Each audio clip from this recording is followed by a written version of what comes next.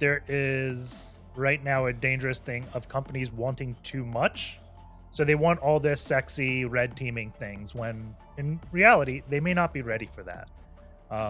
It goes back to like the red teaming versus pen testing argument. Like, what's the difference?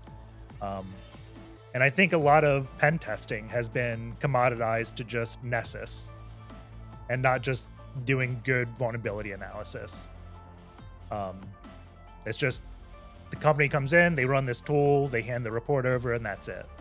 I I think that will eventually lead to some issues down the line, and then the company goes for like this big fancy red team, and they don't find all the vulnerabilities. So, like in my mind, when you do pen testing, you're looking for a lot of the low hanging fruit, and you try to catch as much of the low hanging fruit as possible. Your goal is not to get domain admin. Your goal is to um, provide as many foundational security fixes as possible, right? Whereas red teaming, your goal, like you have this goal, it's objective based. You want to get domain admin, you want to get to customer data, you want to get something. And once you get that, then you're kind of done. You don't really do a lot of retrospective and see, I'm going to try to get to this 100 different ways, right?